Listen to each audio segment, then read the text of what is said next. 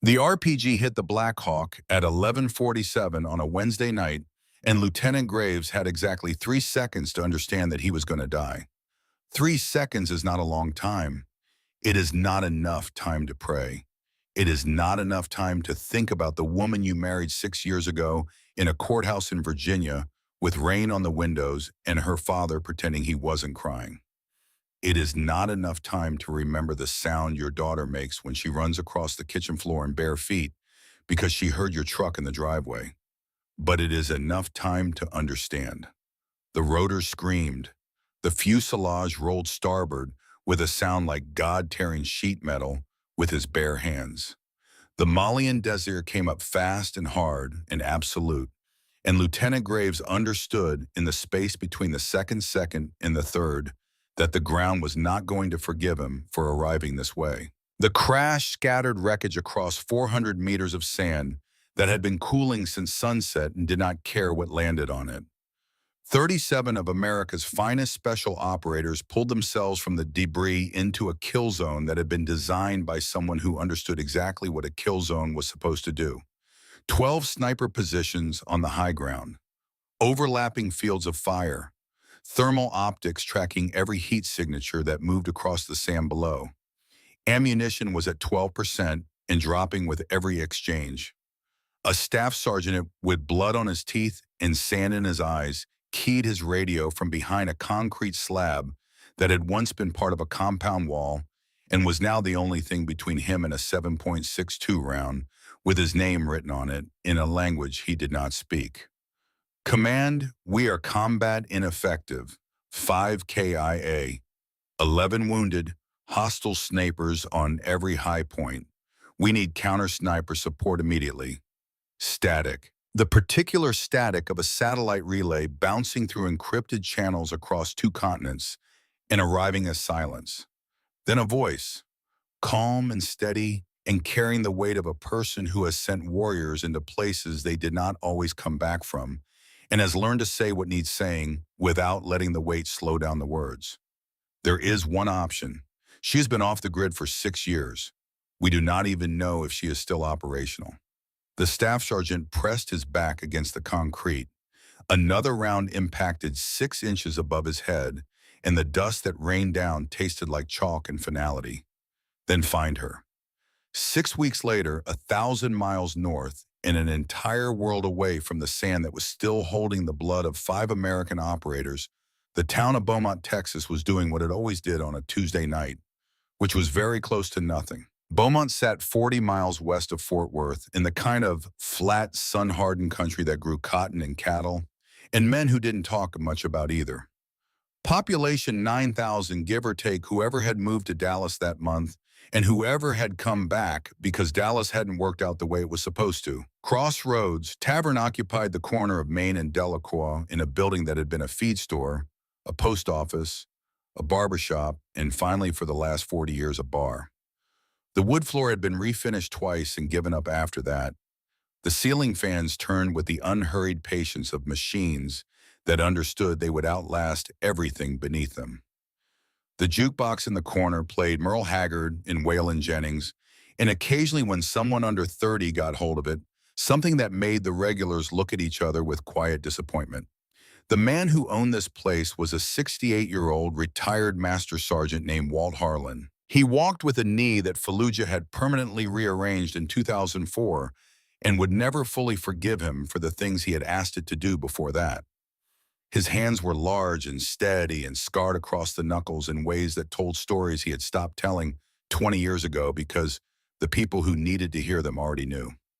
Walt had built Crossroads into something that felt for the people who needed it like the last honest room in a dishonest world. Veterans mostly. Men and women who had been to places that did not appear on the maps they showed their families and had come home carrying weight that did not appear on any scale but registered in the way they sat at a bar and stared at a drink and sometimes forgot to pick it up.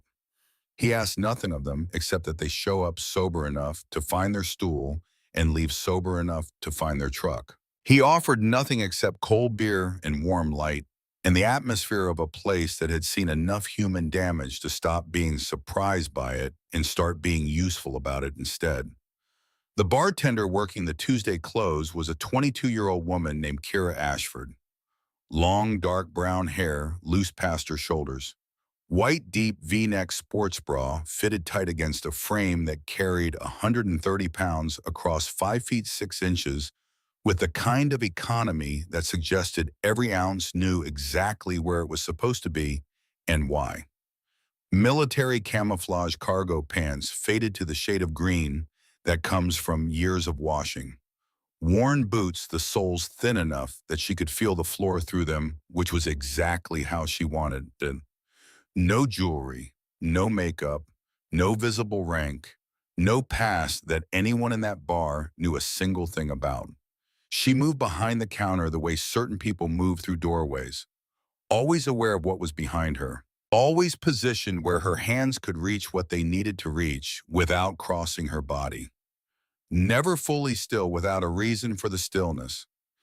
If you were paying attention, and almost nobody ever was, you would notice that she never turned her back completely to the room, that she never let both hands stay occupied at the same time for more than a few seconds, that she never stood anywhere without at least two clear paths to the exit already mapped in peripheral vision, that had been trained to see things most people's eyes had been trained to ignore. But nobody was paying attention. Because she was a bartender, because she was 22, because she was a woman behind a bar in a small town in Texas, and the world had already decided what that meant. And the world was not in the habit of asking whether its decisions were correct. 4 Marines had stayed past last call. They were off duty from a training rotation at a reserve facility 40 minutes south, and they had been drinking since 7, so with the determination of men who had 3 days of liberty and intended to make all 3 of them feel like one very long, very poor decision. Their leader, in the way that groups of drinking men always produce a leader, whether the group wants one or not, was Staff Sergeant Victor Briggs. 31 years old, infantry, 6'3" and 240 pounds of a man who had done 2 deployments, both of them, to places that gave him stories to tell at bars, and a Purple Heart that gave the stories weight. He was not a bad Marine. He was a Marine who had been good enough at his job to earn the chevrons on his collar, and not yet good enough at being a human being to understand that the chevrons did not make him an authority on anything except the specific things the Marine Corps had trained him to have authority over. He was the kind of man who had never once in his life looked at a small woman behind a bar and considered the possibility that she might be more dangerous than everyone else in the room combined. Briggs spotted the tattoo when Kira's sleeve rode up during cleanup. She was reaching across the bar to collect a glass that one of them had pushed too far to the right, in the fabric of her left sleeve, a loose cotton pullover she wore over the sports bra. When the evening cool pulled back 3 inches above her right wrist, and the bar light caught it, and Briggs caught the bar light catching it, and everything that happened after that happened because of those 3 inches of exposed skin. The Navy SEAL trident on her right forearm, precise, professional. The kind of custom work that cost thousands of dollars and took an artist who understood exactly what the image meant and exactly what it cost to earn the right to wear it. The eagle clutching the anchor, the flintlock pistol, Neptune's trident. Every element rendered with the fidelity of someone who had wanted every detail to be absolutely correct, because being absolutely correct was the point. Briggs knew how to read that tattoo, or thought he did. Well, look at that. His voice carried the slur that lives just past the 6th drink and just before the decisions that end careers. The voice of a man whose judgment had left the building 4 bourbons ago and whose confidence had stayed behind and gotten comfortable in the empty space. Little bartender thinks she has special operations. The other 3 laughed. Corporal Sloan, 26, analytical and precise in the way that certain technical specialists become precise, as if the world were a system with specifications and tolerances, and anything outside those tolerances was a malfunction. Lance Corporal Vega, compact and watchful, positioned near the exit, the way men position themselves near exits when they have been trained to always know where the exit is, but have not yet been trained to ask themselves why they feel the need to know. Private Denton, 21. The youngest with the quiet of a young man who had joined the Marines 8 months ago for reasons that still made sense to him most days, and was currently watching a situation develop with the growing awareness that it might teach him something he wasn't sure he wanted to learn. Kira did not look up. Her rag continued its path across the bar top, overlapping circles, leaving nothing untouched. Precision, patience, repetition. Her hands move the way hands move when the motion has been repeated 10,000 times until it stopped requiring thought. Until it became something the nervous system handled on its own, the way the nervous system handles breathing and blinking and the other functions that keep a person alive without asking the person's opinion about it. Sloan slid off his stool and approached the bar. He set his Sig Sauer P320 down on the counter with two deliberate fingers, the way a man sets down a card he thinks is a winning hand. The weapon caught the bar light and held it. Prove it. Tell me what you are looking at. Kira's eyes moved to the weapon. 1 second. Exactly 1 second, which was the length of time it took her to catalog everything that mattered. 9 by 19 millimeter parabellum. Her voice had a slight rasp to it, the voice of someone who did not talk much and had gotten comfortable with the silence that lived where other people's words would be. 17-round magazine, carbon fouling on the barrel. You have not cleaned that weapon in at least 3 weeks. She paused. Her rag stopped moving for the first time since the conversation had started. The extractor spring is worn. That gun will jam on you in sustained fire. The silence that landed in the room after those words changed the temperature of the space. Not louder or quieter, just different. The way a room feels different when the barometric pressure drops before a storm and you cannot explain why you feel uneasy, but you feel it in your joints and your chest.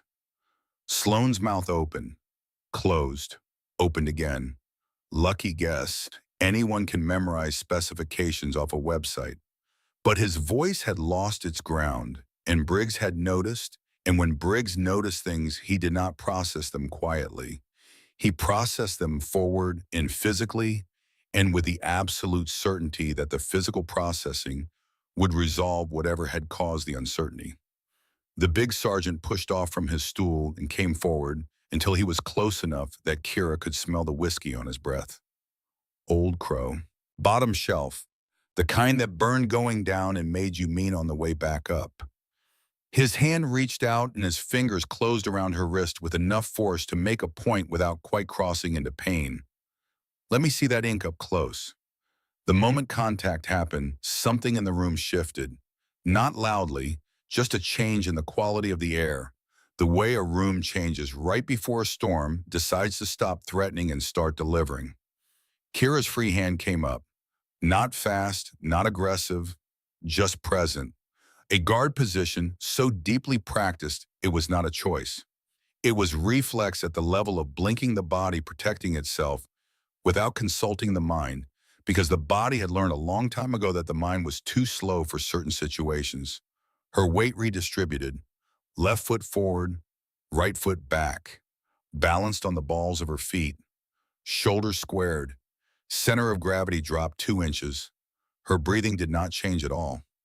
It lasted less than 1 second. Then she let it go. Let Briggs keep his grip. Let him keep thinking he was the one in control of what was happening in this room. But Sloan had seen it. That fraction of a second, the stance, the redistribution, the automatic guard position. His technical mind was already pulling the thread, and the thread was connected to something much larger than what he had expected to find at the end of it. Walt Harlan emerged from the back with a Louisville Slugger in his right hand and 30 years of hard experience in his eyes. Bar is closed, Marines. Time to make a better decision than the one you are currently making. Briggs did not turn his head. Stay out of it, old man. This is between us and the stolen valor case here. Walt set the bat down on the counter with careful deliberateness. He stood where he was, a 68-year-old man with a bad knee and a voice that had been in places these 4 younger men had only read about in after-action reports that did not capture what the places actually felt like when you were standing in them. Son, you have absolutely no idea what you have walked into. Last chance to leave with your pride intact. Vega laughed from his position near the exit. Old man has got spirit. Too bad spirit does not count when you are outnumbered. Kira had continued cleaning during this exchange, her rags still moving in those same precise circles. But Sloane was watching her with focused attention now, and what he saw did not match any model he had built for the world. She never turned her back fully to any of them. She never let her hands stay occupied for more than a few seconds at a stretch. She never positioned herself without at least two ways out clearly available. These were not the habits of a bartender. These were the habits of someone who had spent years in rooms where awareness was the difference between going home and not going home. Briggs ran out of patience the way large men run out of patience when alcohol has replaced the system that usually tells them to wait. His grip on her wrist tightened, and he pulled hard enough to drag her forward against the bar. His other hand caught the fabric of her sleeve and pulled that too, and the cotton worn soft from years of washing tore with a sharp, clean sound that stopped everything. Everything, the full tattoo sleeve on Kira's right arm was visible under the bar lights now. Not flash art, not decoration picked from a binder at a strip mall tattoo parlor. This was documentation. A record written in ink and scar tissue on the body of a person who had earned every line of it in places where earning things meant paying for them, with parts of yourself that did not grow back. The Navy SEAL trident dominated the upper forearm. Below it texted military block lettering, Shadow 6, Dev grew gold, K2.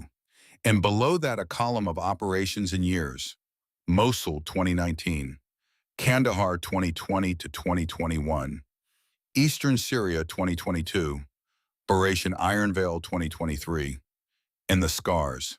The torn sleeve revealed them without apology. A puckered bullet wound near her collarbone, the skin drawn tight around the entry point in the way that skin draws tight around damage it was never designed to absorb. Shrapnel starburst across her ribs, the fragments having entered at velocity and left their signatures in the tissue the way a signature is left on a document to prove that someone was there. A clean knife slash along her left shoulder that had healed white and thin and straight. Each mark a receipt.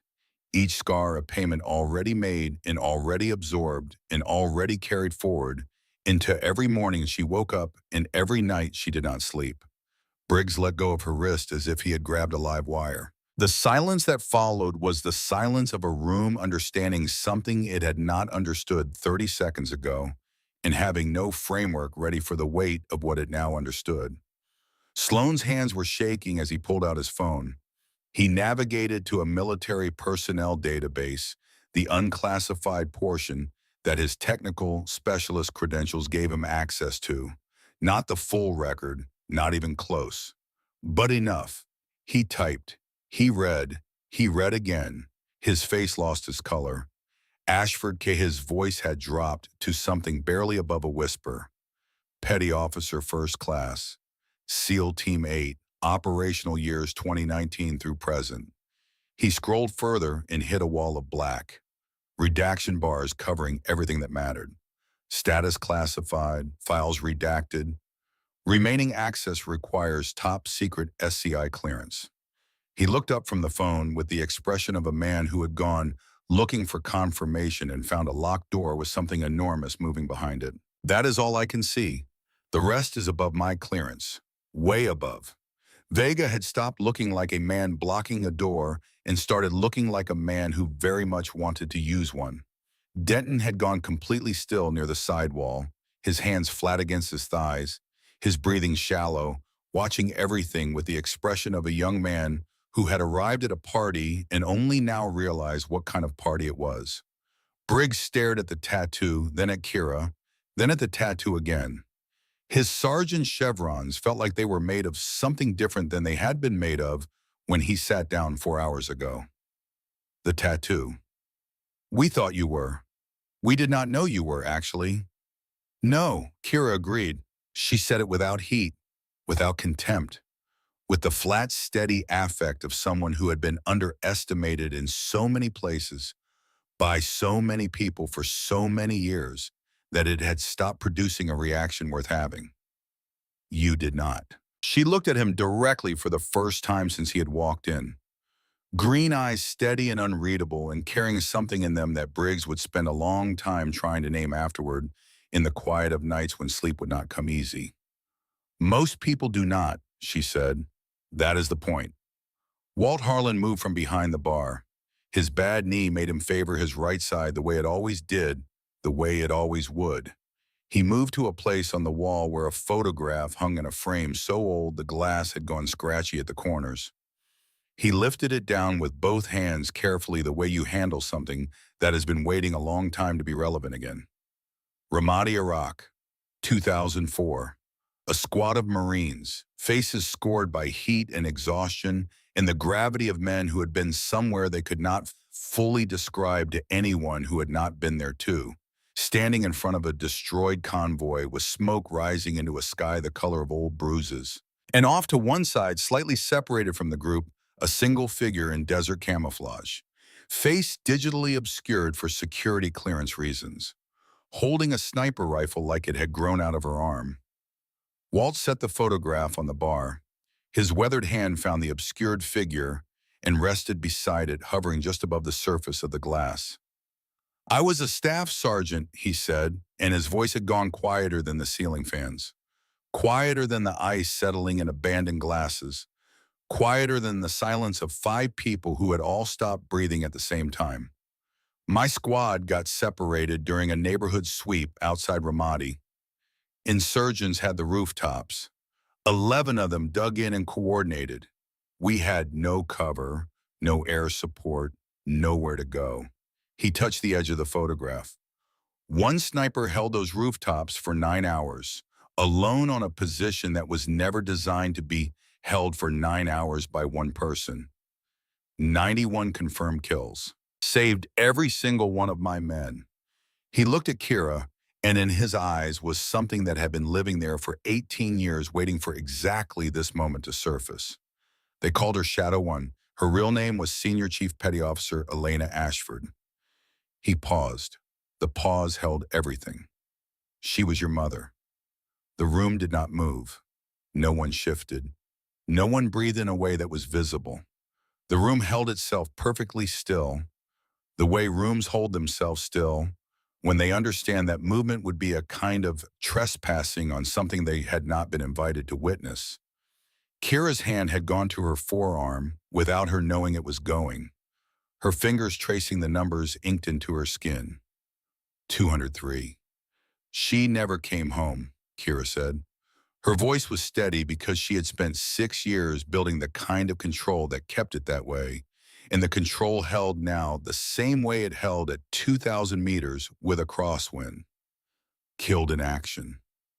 Ramadi, 2004. 3 months before I was born. She did not look away from the bar top.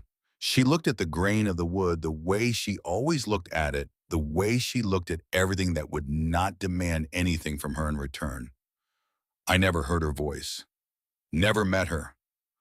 All I got was her call sign, her kill record, and the weight of being worth the name. Walt's hand found her shoulder, steady, no words, just present.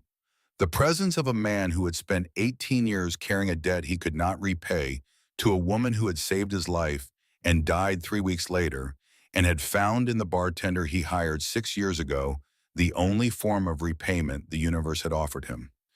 The door to Crossroads Tavern opened hard and fast, and everyone in the room reached for something except Kira, who simply shifted her weight and turned to face the new angle of threat with the automatic readiness of a person whose body had never fully agreed to retire.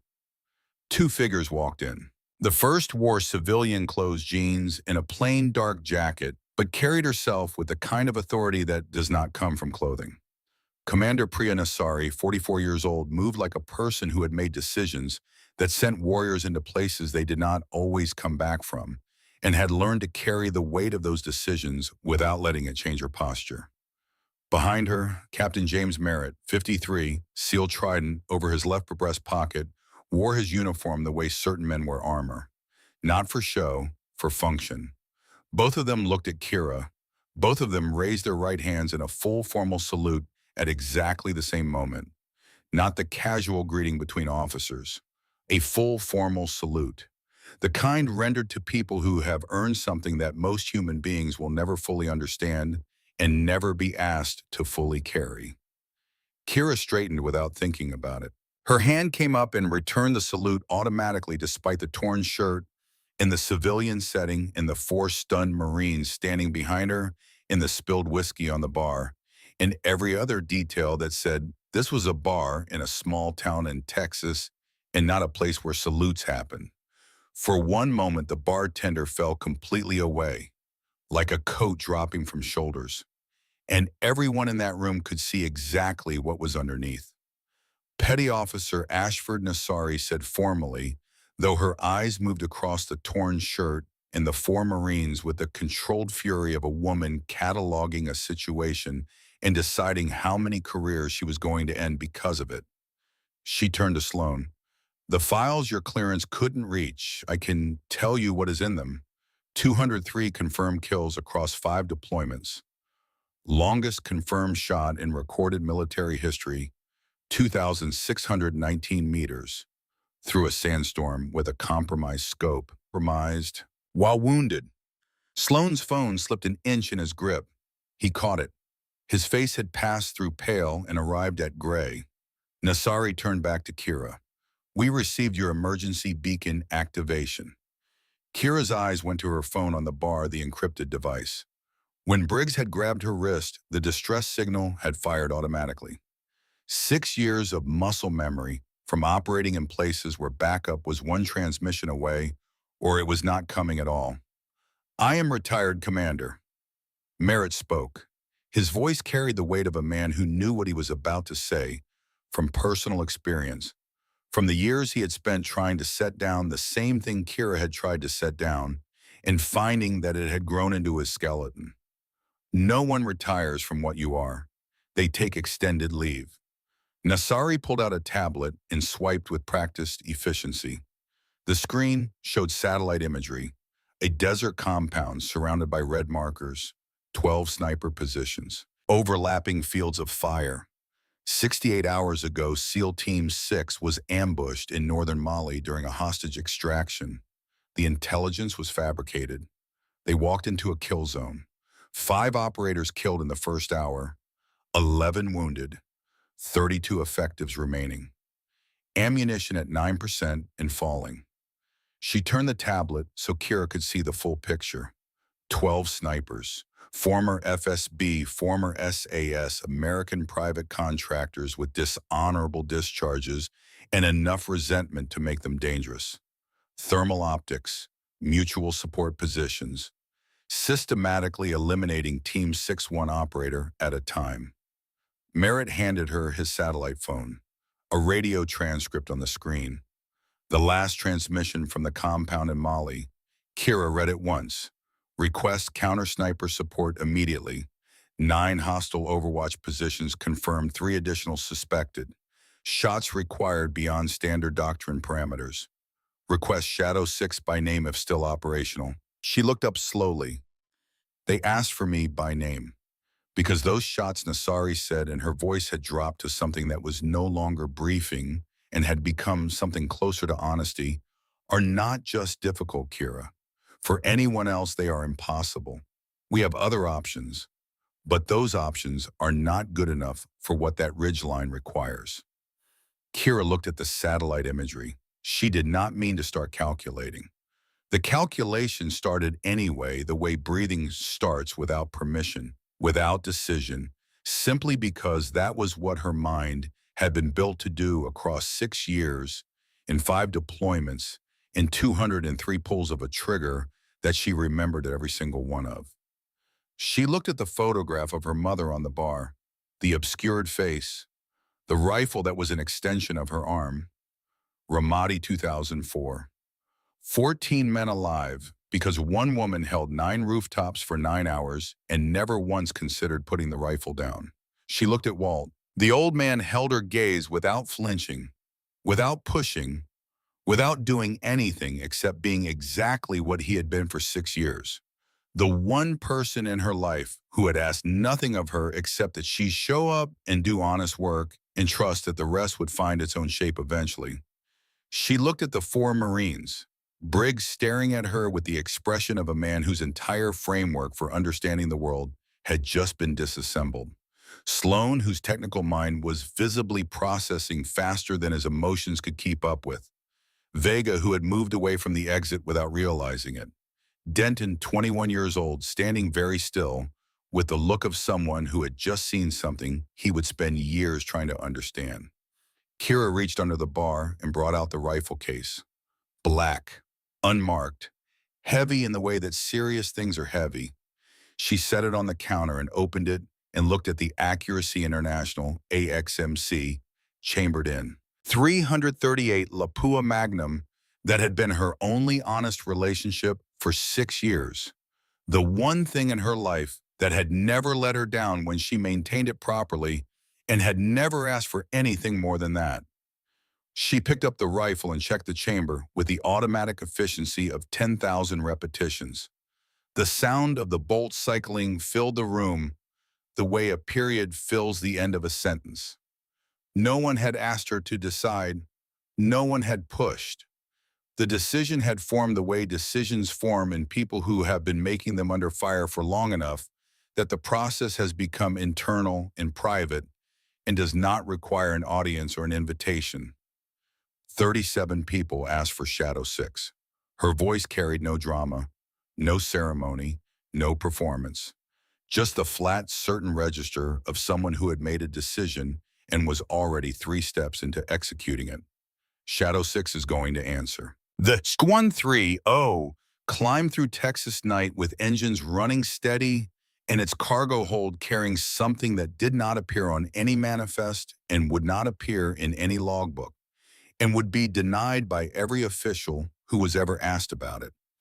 Kira sat alone on the port side bench with the rifle across her lap and the silence of a person who has made a decision and is now living inside the consequences of it before the consequences have fully arrived. 6 years. 6 years of circles on a bar top. 6 years of whiskey glasses and closing tabs in the small, ordinary rhythms of a life she had built from scratch after the old life had been taken from her by a system that could not tolerate a woman who said no to an order she believed was wrong. 6 years of telling herself that Kira Ashford was the real thing and Shadow 6 was just a skin she used to wear, the way a snake leaves its skin behind and moves forward and does not go back for it. Now the rifle was back in her hands, and the weight of it felt less like something she was holding and more like a bone that had been missing from her body for a very long time and had just been returned to the place where it belonged. Commander Nassari sat across from her with a tablet in her hands and the clinical focus of someone who had sent warriors into the worst places on Earth enough times to stop flinching at the logistics of getting them there. Captain Merritt stood near the loadmaster station on a satellite phone, coordinating assets that Kira would never see, but that would determine whether she survived the next 18 hours. Kira ran the rifle through its maintenance checks without looking at her hands.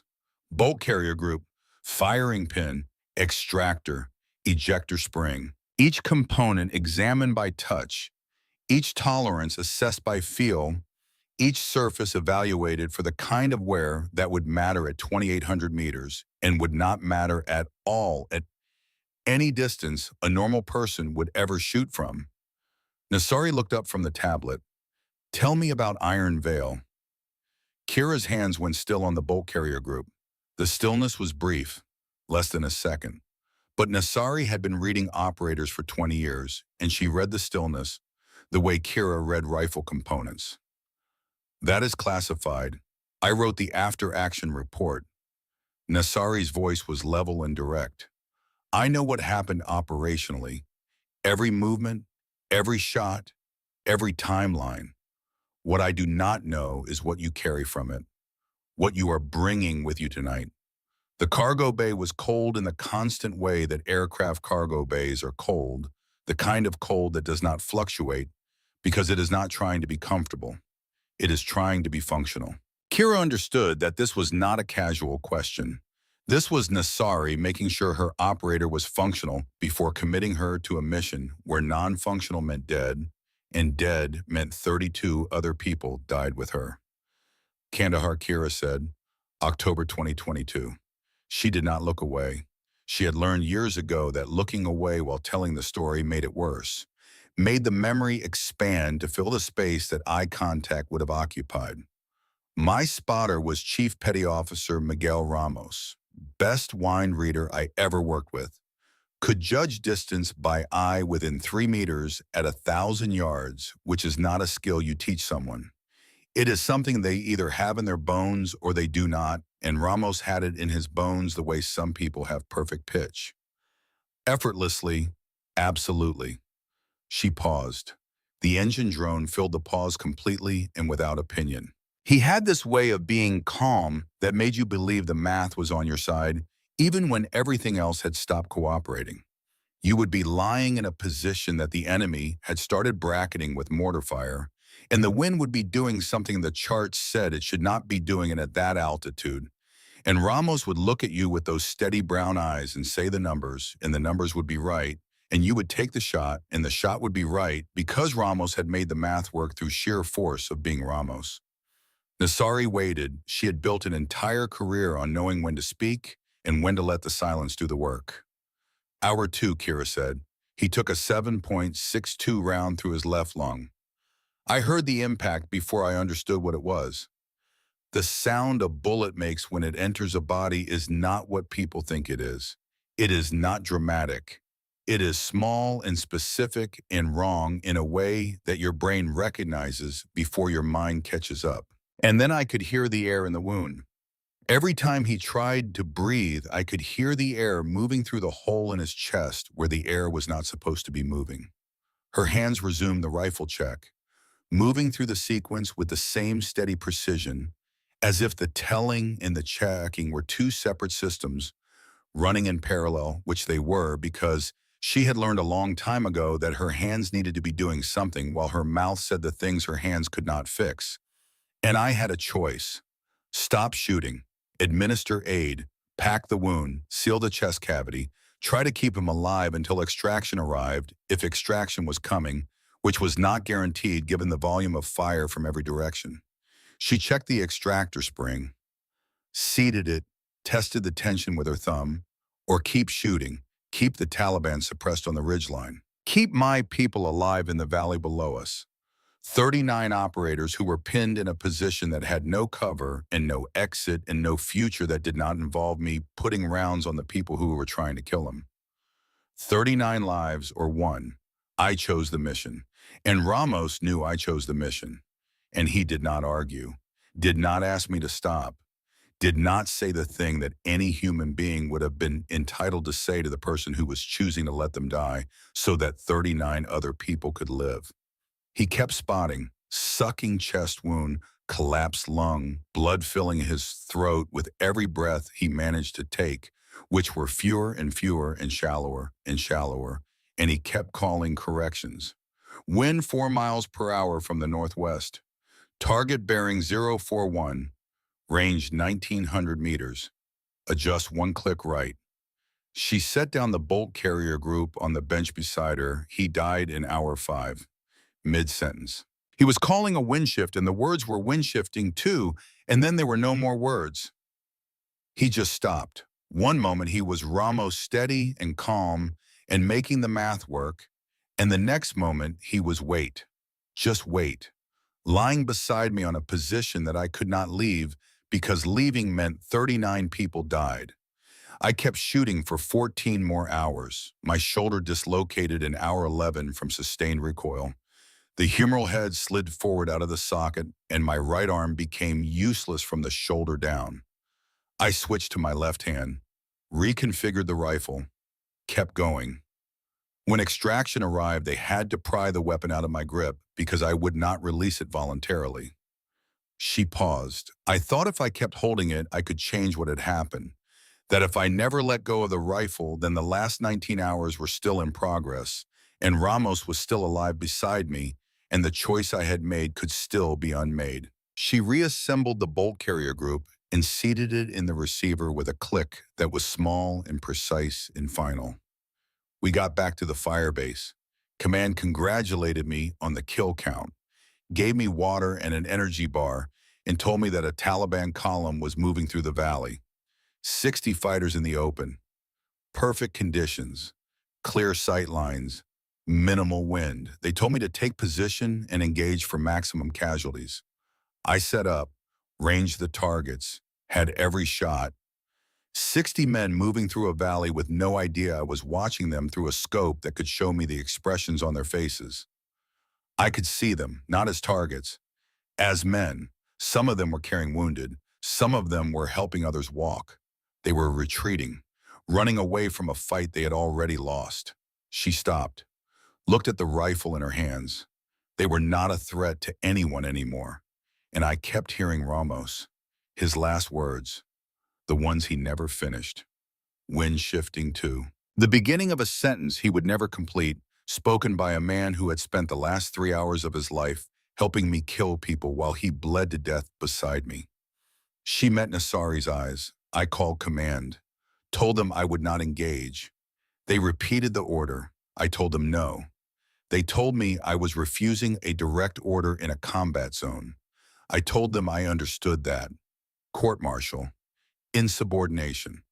The charges carried enough weight to end not just a career but a life. The charges were dropped when 39 SEAL Team 8 operators testified on her behalf. Testified in person, testified in writing, testified with the conviction of people who were alive because of her and were highly motivated to make sure the system that had kept them alive was not destroyed by the same institution that had built it. But command made it clear. Resign gracefully or we make your life unbearable until you do. No more deployments. No more team. No more being the thing you spent 6 years becoming. Walk away or we take it from you piece by piece. She looked at the rifle in her hands. So I walked away, became Kira Ashford bartender. Told myself that was enough. She seated the magazine and checked the feed lips with her thumb. It was not enough. But I got good at pretending it was. Then Kira reached into her gear bag and removed something she had carried for 6 years without once being willing to open it. A sealed envelope, yellowed at the edges. The handwriting on the front faded to something barely visible, but still legible in the way that important things remain legible long after the world has tried to erase them. To my daughter if I do not come home. Nassari went still. Walt gave me this 2 years after I started working at the bar. Said my mother handed it to him in Ramadi 3 weeks before she was killed. Told him to find her daughter someday and make sure she got it. She turned the envelope over in her hands. The paper was soft from years of being held without being opened. I have carried it for 6 years, never opened it. Reading it would make her death real in a way I was not ready for. As long as the envelope stayed sealed, there was still something of her that was alive. Something that had not finished saying what it needed to say. She looked at Nassari with the directness that was the most honest thing about her and always had been. But if I am going back to being Shadow 6, if I am going to add 12 more faces to the 203, I need to know what she wanted me to understand first. Her fingers broke the seal. The paper inside was brittle from the years. The ink had faded, but the words came through clearly written in handwriting that Kira had never seen before and recognized immediately the way you recognize a voice you have never heard, because it sounds like the voice inside your own head. My dearest girl.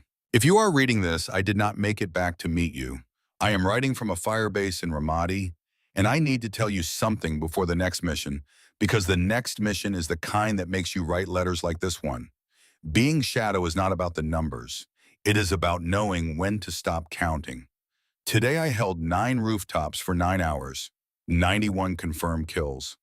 Command wanted me to keep shooting in hour 10, had clean shots on men running away with their wounded. No longer fighting, no longer threats. Just men trying to survive a day that had already taken too much from everyone involved. I let them go. Command was furious. But those men were sons and fathers and brothers. They had families waiting in rooms I would never see, praying in languages I would never speak, hoping for a sound at the door that meant the person they loved had made it home. Killing them would have been murder, not combat. And the difference between those two things is the only line worth holding when everything else has already been lost. If you become a warrior, and I suspect you will, knowing what kind of fire you were made from, remember this: the hardest shot is the one you do not take. That is what separates soldiers from executioners. I love you. I am sorry I will not be there to teach you this myself, Mom. Kira's hands were shaking, not badly, just enough to be visible in the cargo bay light, just enough to prove that the control she had built over 6 years had limits, and that this letter had found the exact place where the limits lived. She knew. Kira whispered, "The same choice, the same test. Ramadi, 2004, Kandahar, 2022. She faced it 18 years before I did, and she left me the answer before I was born." She folded the letter with care and placed it in her tactical vest over her heart, where it settled against the fabric with a weight that had nothing to do with paper. Merritt approached from the Loadmaster station with a satellite phone and news he wished he did not have. "Situation has deteriorated. Team 6 is now at 9% ammunition. Additional casualties: 5 KIA total, 11 wounded, 32 effectives remaining." He pulled up imagery on his tablet. Enemy has reinforced. 12 snipers now, not 9. 3 additional arrived in the last 6 hours. He highlighted a profile on the screen. A man's face, hard and angular, photographed from a distance.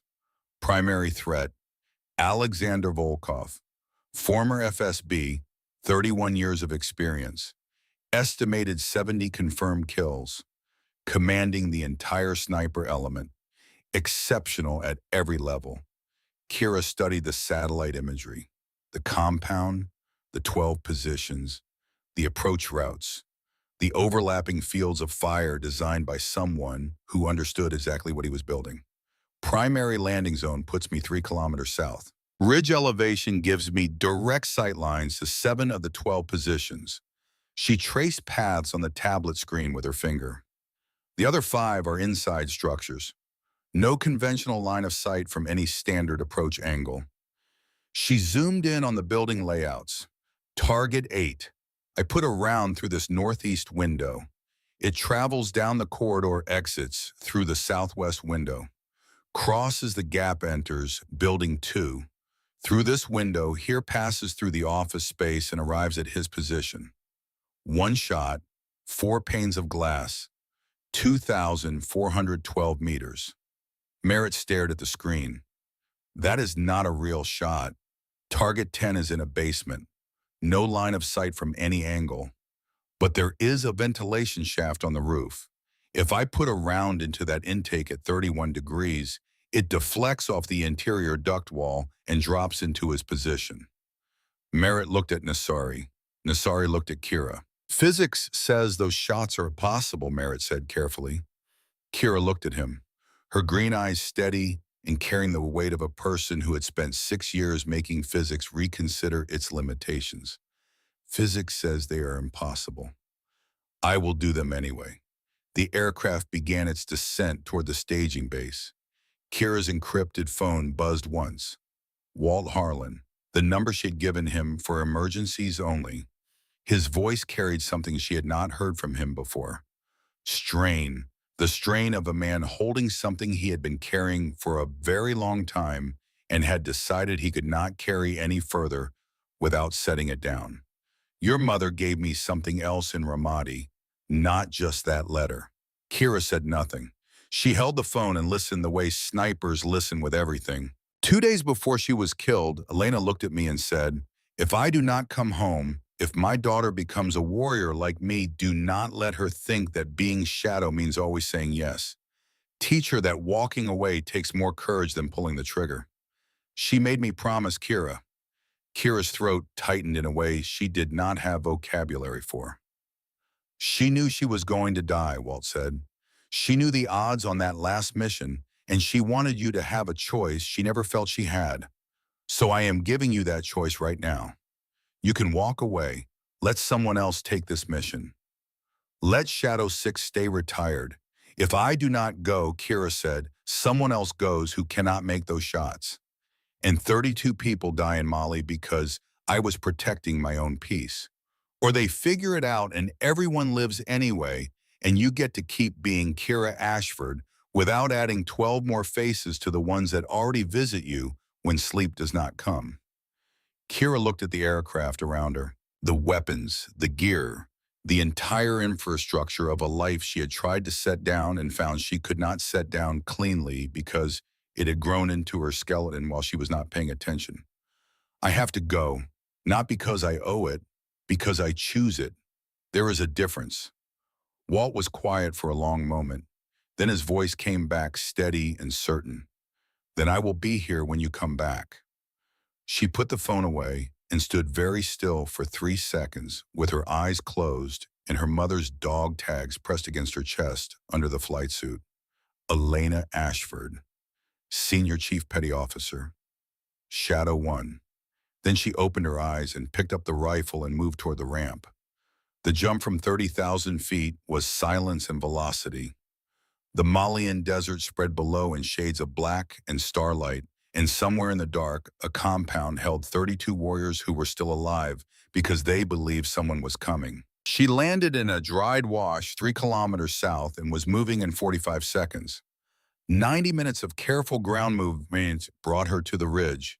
She prepared her position with a small entrenching tool and laid out her ammunition with the precision of someone for whom this sequence was as natural as breathing and as necessary.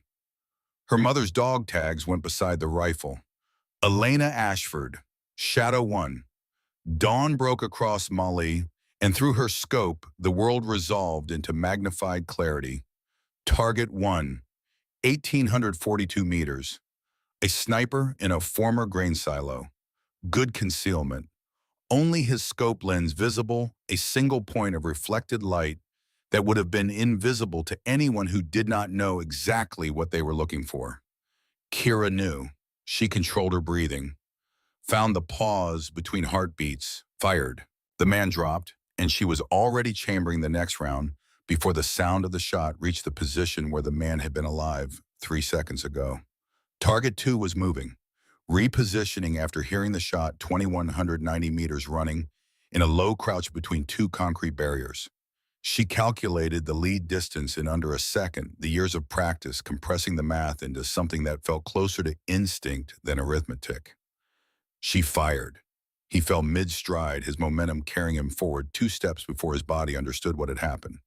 Target 3 had better discipline. He did not move after hearing the shots.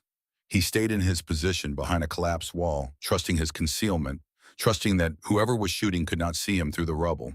But Kira had spent 4 minutes studying that wall through her scope, and she had found the 6-inch gap between 2 fallen beams that gave her a narrow channel to his position at 2,400 meters. She waited for him to shift his weight. He shifted. She threaded the round through the gap before he finished the movement. Target 4 was the first to shoot back. The round impacted 2 meters to her left, kicking up a spray of rock dust that stung her eyes. Someone on the other side was doing the math, the same kind of math she was doing, and was good enough to be getting close. She controlled the flinch that her body wanted to produce because flinching moved the rifle, and moving the rifle at this distance meant the difference between a hit and a miss that told the enemy exactly where she was. She shifted 6 inches right, recalculated, and fired. The return fire stopped. Target 5 was at 2,200 meters, positioned on the second floor of a building with a narrow window. He was using a thermal scope scanning the ridge for her heat signature. She could see the faint glow of the scope through her own optics. She put the round through his window before his scan reached her position. The glass shattered inward and the glow disappeared. Target 6 had seen Target 5 go down and was relocating. Smart, disciplined. The kind of fighter who understood that staying in a known position after your neighbor had been killed was not courage. It was suicide. He moved fast, staying low using cover. But he had to cross an open stretch of ground between buildings, 12 meters of exposed sand with no protection, and Kira was waiting for it the way a fisherman waits for the line to go taut. He stepped into the open. She fired at 2,300 meters. He did not complete the crossing. By target 7, she had killed Volkov's second in command. She could tell by the sudden loss of coordination in the radio chatter she was monitoring on the tactical frequency. The remaining positions stopped communicating in sequence and started communicating in fragments. Kill the command structure, and the remaining professionals become individual problems instead of a coordinated system. Then her shoulder gave out, the old injury from Kandahar, the sustained recoil of 7 shots compounding the existing damage from years of use that had never been fully repaired. The humeral head slid forward with white-hot certainty, and her right arm became useless from the shoulder down. She gasped once, controlled it.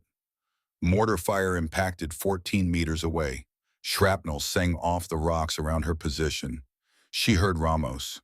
Not a hallucination. Memory, Kandahar, hour 11. The same injury. His voice calm and absolute in the middle of everything. Left hand Kira. You have already done this once. You can do it again. She reached across with her left hand, grabbed her right wrist, and drove her shoulder into a rock with controlled, deliberate force. The joint relocated with a sound she felt in her teeth and an agony that existed in a register beyond what language was designed to describe. She switched the rifle to her left side and reconfigured. Target 8. The 4-window shot, 2,412 meters. 6 minutes of left-handed calculation while mortar rounds walked toward her position with methodical patience. She fired. 3 seconds of flight through 4 panes of glass, 3 rooms, 2 temperature differentials, and a gap in a reinforced wall that had no business letting anything through. The target fell. Targets 9 and 10 followed. Left-handed, shoulder swelling, fingers cramping from the unfamiliar stress. Each shot a problem with a solution that physics said did not exist, and each solution arrived anyway. Target 10, the basement, the ventilation shaft. She spent 9 minutes on the mathematics left-handed, with her right arm hanging useless, and her shoulder a landscape of damage, and she fired at 2,744 meters and listened to the radio chatter go quiet in a way that confirmed what the distance would not let her confirm visually. 11 down. 1 remaining.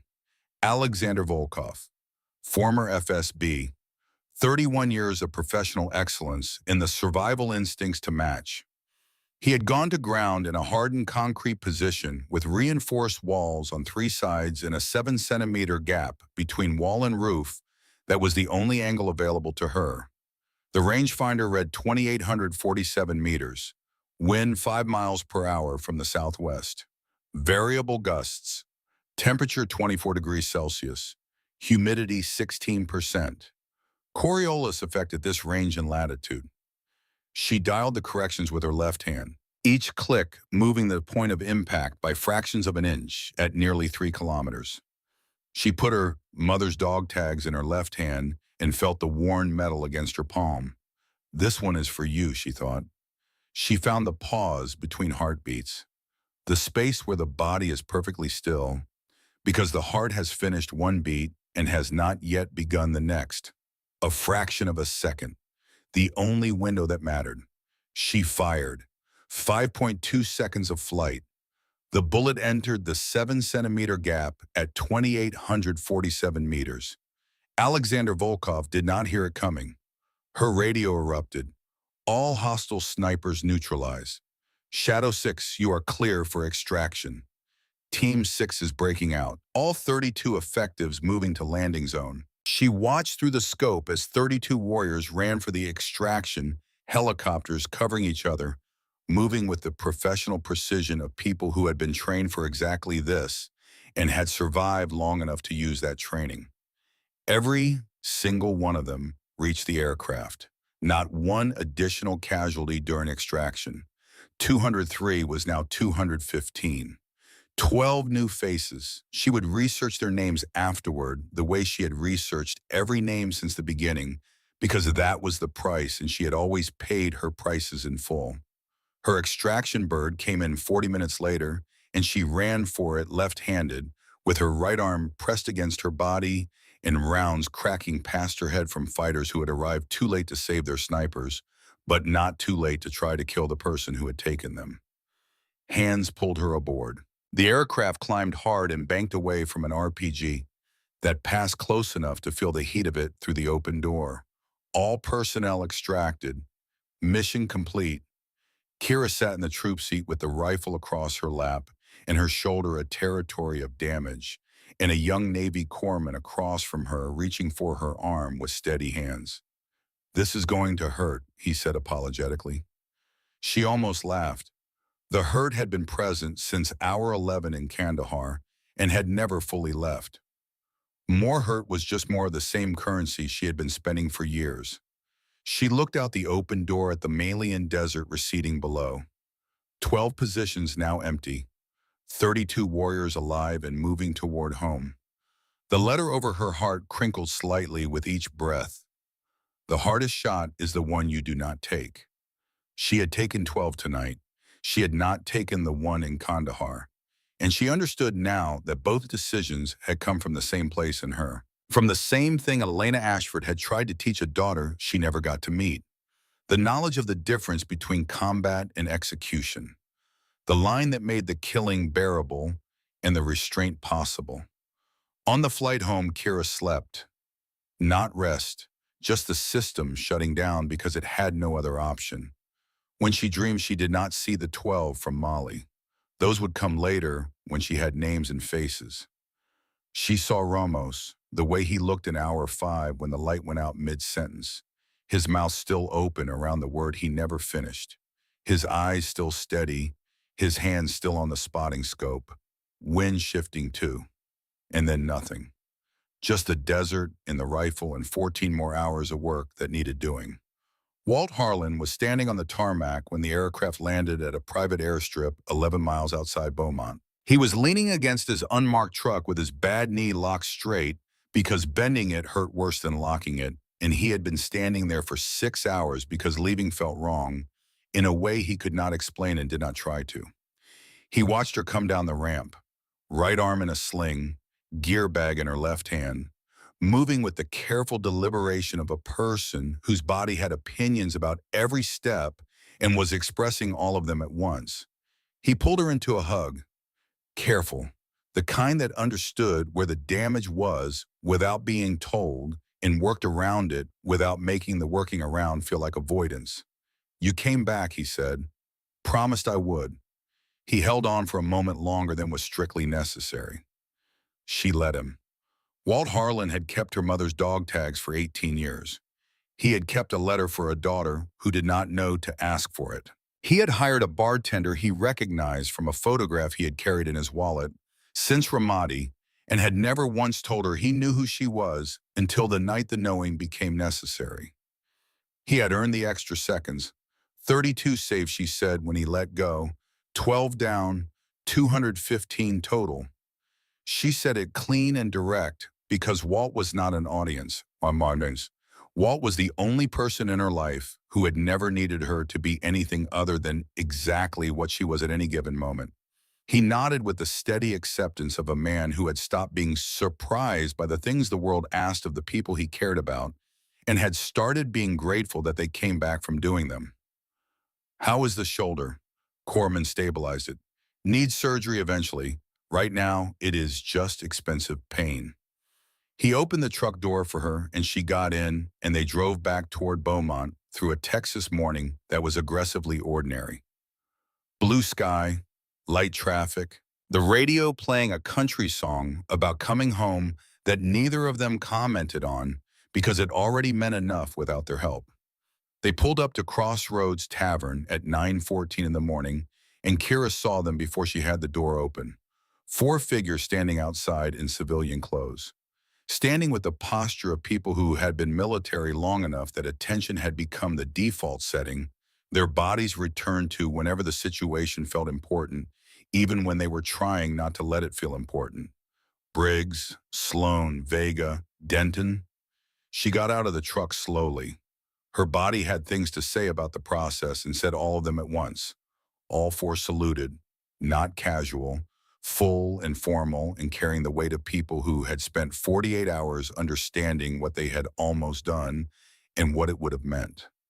"We were wrong," Briggs said. His voice had none of the whiskey bravado that had filled it 2 nights ago. It was stripped down to something simpler and more honest. "Everything we assumed, everything we said, we were wrong and we are sorry. And we know sorry does not cover it, but it is what we have." Kira looked at him, then at each of them in turn. Sloan still processing, still rebuilding the model of the world that had collapsed 2 nights ago. Vega standing straight with the dignity of a man who had decided what kind of person he wanted to be and was standing inside that decision. Denton, 21 years old, carrying something new behind his eyes that had not been there before. "I know," Kira said, "and you came back. That counts for more than you understand right now." She moved toward the door, then stopped. "First lesson, respect is not given because of rank or size or volume. It is earned through action. You understood that when you showed up this morning, instead of going back to base and hoping I would forget your faces. That is the beginning." She looked at Sloan. "Second lesson, the true measure of a warrior is not the number of confirmed kills on a classified document. It is knowing when killing is necessary and when it is something else entirely. That line is the only thing that separates soldiers from executioners. My mother wrote that in a letter in Ramadi in 2004, and I read it on a C-130 over the Atlantic 2 nights ago. It took 2 wars and 18 years for the lesson to complete itself." Denton spoke. His voice was quiet and carried the quality of a young man standing at the edge of understanding something that was going to cost him and choosing to stand there anyway. "What is the third lesson?" Kira looked at him for a moment. He reminded her of something she could not quite name. The quality of a person at the very beginning of a long road who did not yet know how long it was, but was willing to start walking. "I killed 12 people 2 days ago," she said. "Shot them from distances they never would have identified. Made shots that every physics model says should not exist. Saved 32 lives in the process." She let that settle in the morning air. "Tonight I will dream about all 12 of them. I will wonder about their families, their reasons for being there. Whether they had daughters who will grow up without them, the way I grew up without my mother. I will add their faces to the others who visit me when sleep does not work and the quiet gets too loud." She pulled open the bar door. "That is the kata. The skill is the easy part. Anyone with enough discipline can learn to shoot. The weight is what you carry forever. It does not get lighter. You just get stronger. And some mornings, you are not sure the strength is worth what it costs to maintain it." She looked back at them. "Still want the lesson?" Briggs spoke for all of them. "Yes, ma'am. Good. Show up tomorrow. First thing you learn is how to properly clean a rifle, because if you cannot maintain your weapon, everything else is just conversation." She went inside. Behind the bar, muscle memory took over before conscious thought could object. Glass in her left hand, rag in motion. The same circles that had been her entire world for 6 years, overlapping, leaving nothing untouched. The glass trembled in her hand. She set it down and looked at her fingers. In Mali, those same fingers had threaded a bullet through a 7-centimeter gap at 2,847 meters, while shooting left-handed with a dislocated shoulder under mortar fire. They had not trembled once. Now in the safety of a bar in Beaumont, Texas on a Wednesday morning with the sunlight coming through windows that had never known the sound of gunfire, they shook. She gripped the bar edge, knuckles white, 215 faces now, 12 new ones finding their places in the architecture of sleepless nights. Walt appeared beside her. He did not speak. He stood there with the quiet of a man who had spent decades learning when presence mattered more than words. He set 2 glasses on the bar, poured whiskey into both, slid one toward her. "You do not drink anymore," he said, "but tonight you toast." She picked up the glass, looked at the amber liquid. To the 32 who get to go home, she said quietly. To the 12 who chose to be threats. To Ramos and my mother and every ghost who paid the price so others could sleep safely. To necessary violence, Walt said, and knowing when it is no longer necessary. They drank. The whiskey burned going down and settled in her chest like something that had earned its place there. Then her encrypted phone vibrated on the bar. She picked it up, read the notification once, read it again because the first reading did not seem possible. Her blood went cold. She felt the temperature change in her hands, in her wrists, in the way her fingers tightened around the phone. We know who you are. We know what you did. The dead want justice. You have 72 hours. She turned the screen toward Walt without speaking. His weathered face moved through several expressions in quick succession, each one harder than the last, before settling into something deliberate and cold and very still. Wagner Group, he said. Retaliation for Molly. No, Kira's voice was quiet in the way that quiet sometimes means something much larger is organizing itself underneath. She was already pulling up files on her phone. Classified documents she technically no longer had access to, but did because she had spent years learning where the military kept the things it wanted to forget. Remember the 60 Taliban fighters I did not engage in Kandahar? The ones command ordered me to kill, and I refused. The ones I let retreat because they were no longer a threat. Walt went still. 9 of them survived the war. She found the intelligence report. Names, photographs, current locations linked by a network that had been building quietly for 2 years, while she wiped glasses and told herself the past was finished with her. 7 became ISIS-affiliated. 3 of those 7 have spent 2 years tracking the American sniper who killed their people and then let the survivors walk away. They intercepted radio chatter from Molly. They did not need a name. The shots I made have a signature. The distances, the angles, the way I solve problems that other snipers cannot solve.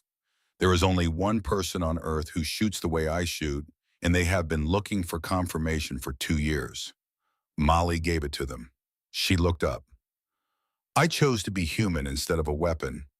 I refused the execution order. I let them walk away, and now they are coming to kill me for it. The door opened. All 4 Marines walked in. Apparently, they had decided that waiting on the curb had a limited useful lifespan when the person you were waiting for was inside and the morning was getting complicated. We heard Briggs said. His voice carried none of the hesitation that had lived in it 2 nights ago. It carried something else now, something that had been tested and not found wanting. ISIS cell activated in southern Texas, targeting former special operations personnel, specifically targeting you. He met her eyes. Sloan has been monitoring classified radio traffic since we left here 2 nights ago. 7 individuals, 2 vehicles. Last confirmed position puts them 8 hours out moving toward this location. They have specific intelligence. Your patterns, Walt's background, this building. Kira looked at Sloan. The corporal had the expression of a man who had decided something 48 hours ago and had been living inside that decision with complete conviction. They are not amateurs, Sloan said. Trained fighters, coordinated, motivated by something personal which makes them more dangerous than professionals, because professionals can be deterred and people running on personal grievance cannot. Kira picked up her rifle case from under the bar.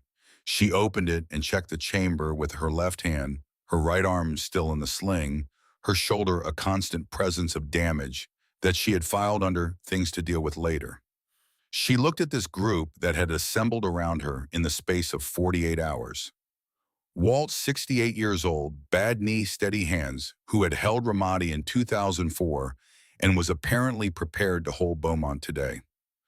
Briggs Sloan Vega Denton, 4 Marines who had walked into this bar as antagonists and remained as something else entirely.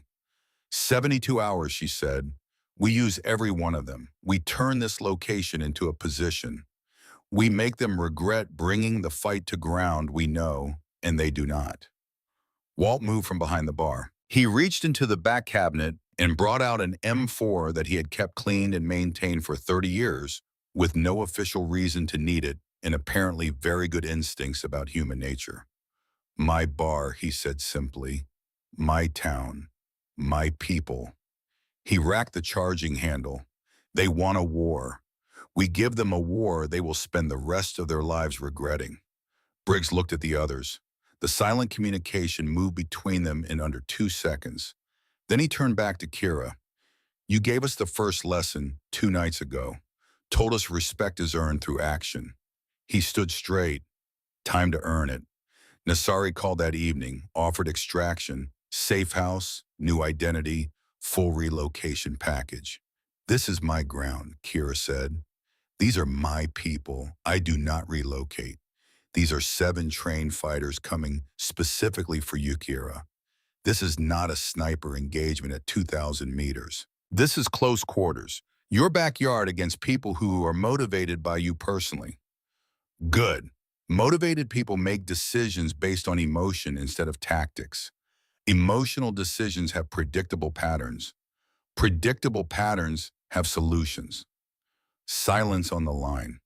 You sound like your mother, Nasari said. I will take that. The 72 hours felt like a compression of time. The kind that happens when people who know what they are doing use every available minute because they understand that preparation is the only variable they can control and they intend to control it absolutely. Kira directed everything. She walked every approach to Crossroads Tavern with Sloan, who turned out to have the analytical mind of someone who saw tactical geometry in ordinary spaces the same way she did. They mapped fields of fire from every angle.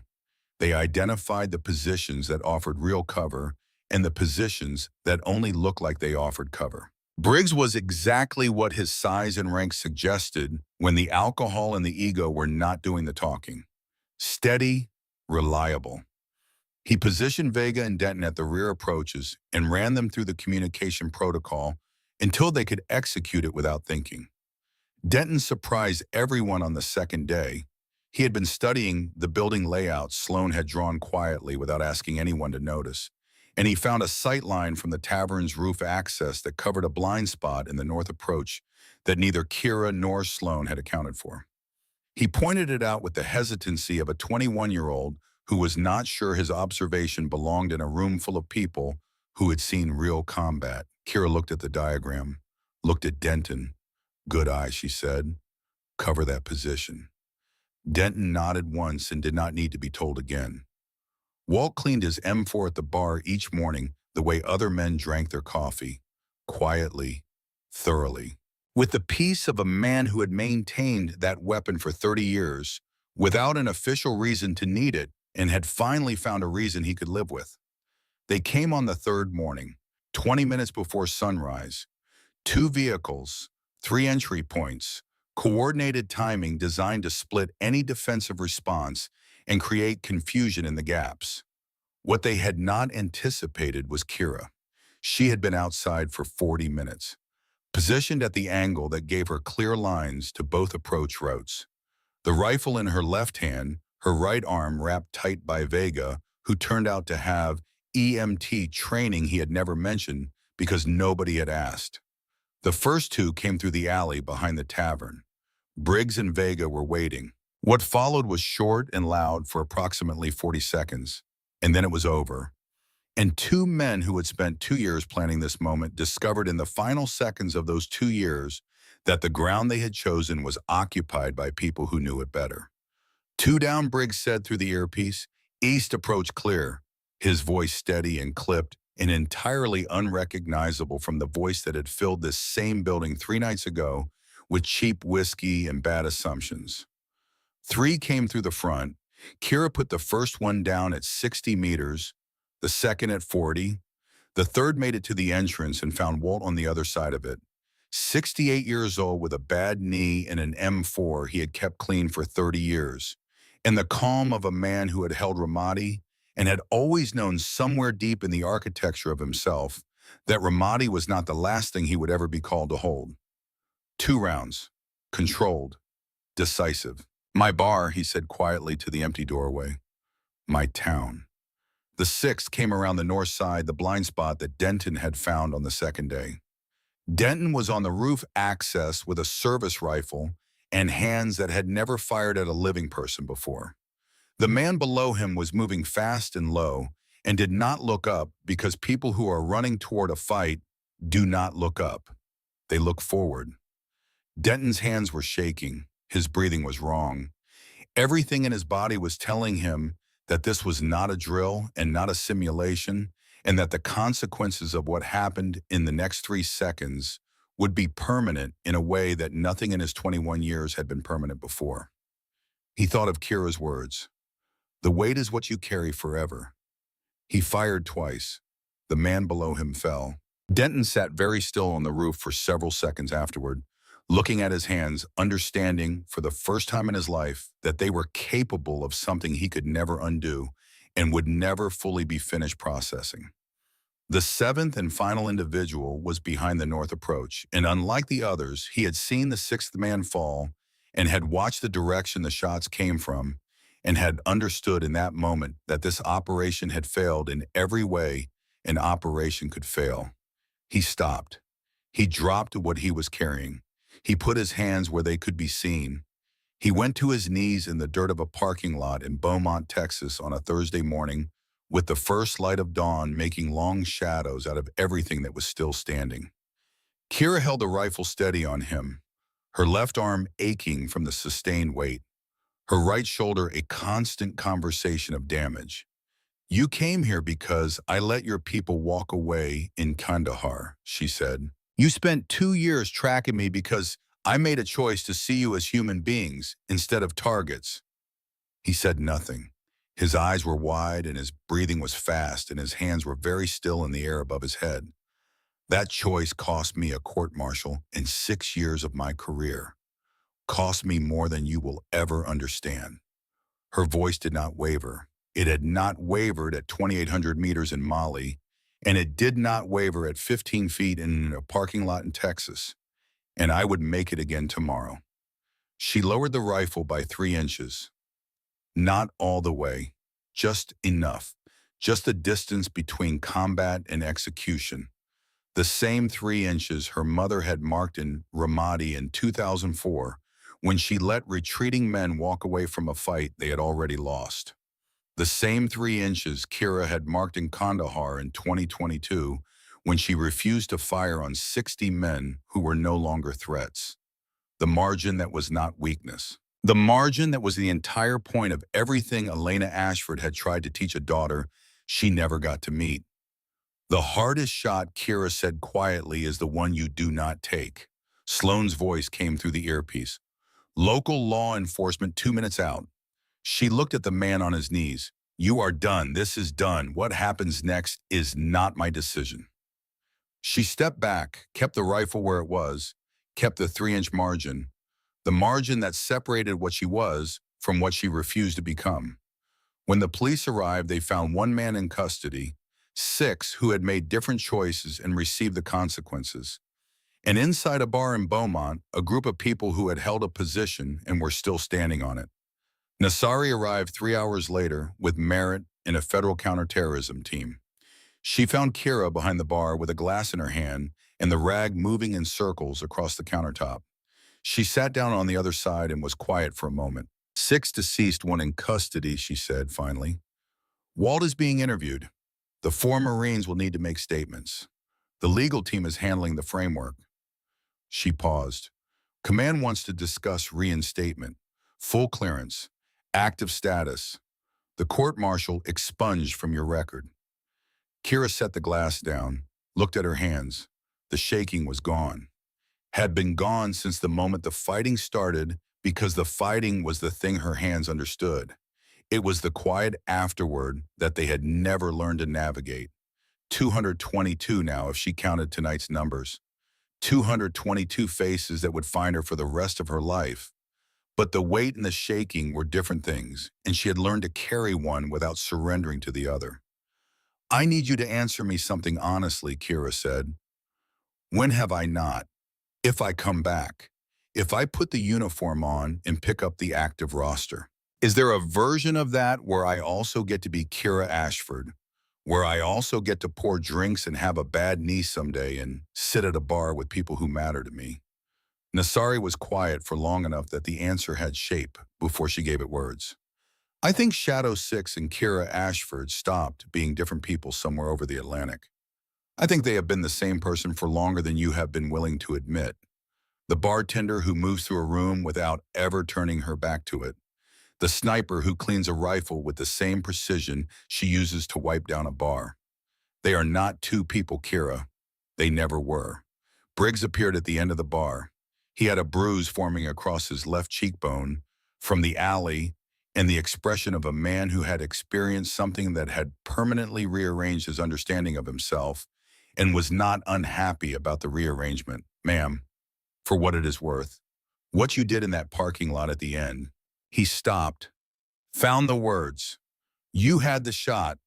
You chose not to take it. That was the most impressive thing I saw all night. Kira looked at him. At the challenge coin she had pressed into his hand 3 nights ago, visible now in his shirt pocket worn against his chest, the way she wore the letter against hers. That is the lesson, she said. Took me 2 wars and a letter from a dead woman to understand it completely. But that is it. That is the entire lesson. Walt emerged from the back room where the federal interview had concluded and moved behind the bar with the unhurried certainty of a man reclaiming his ground.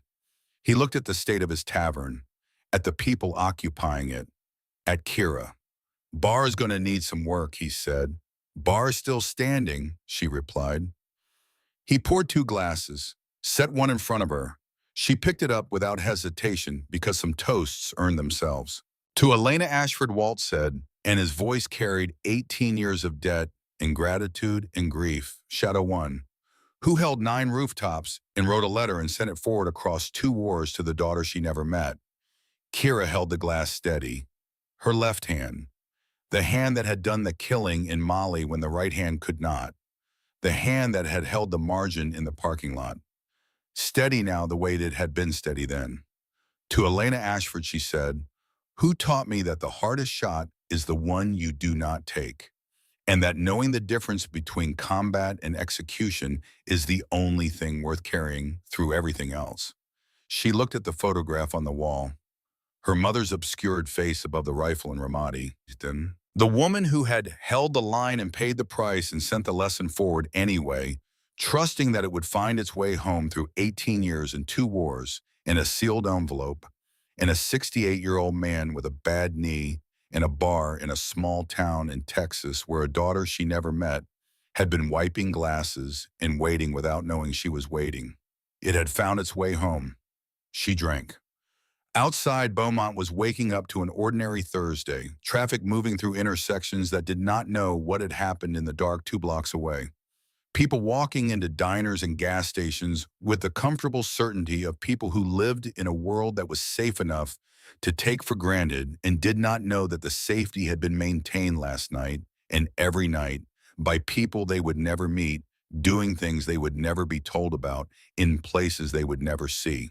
Kira Ashford stood behind the bar in Crossroads Tavern with her left hand steady and her mother's letter against her heart in 222 faces that would find her for the rest of her life when sleep would not come and the quiet filled every room. She would carry them all, every face, every name she would learn, every family she would wonder about in the dark hours, not because the carrying got easier, because she chose to carry it anyway. Every day, every mission, every shot taken and every shot refused. Every face added to the collection that came calling when the world was dark and still and honest. That was what Shadow 6 was. That was what she had always been. Not a call sign, not a kill record, not a classified file or a tattoo on a forearm. A choice, made repeatedly, in the dark, under fire. At distances the world said were impossible, with the full understanding of the call and the full willingness to pay it. Kira Ashford had tried to retire from being that choice. The choice had not retired from her. And standing behind the bar on a Thursday morning in Beaumont, Texas, with 32 warriors alive in Mali who would never know her name, and one man alive in a parking lot who would never forget it, she understood that it never would. Some people are built for the weight that breaks everyone else, not because they feel it less, because they choose to carry it anyway. And the choosing is the thing. The choosing is the entire thing. And the world, which has a long memory for the people it needs most, already knew exactly where to find her.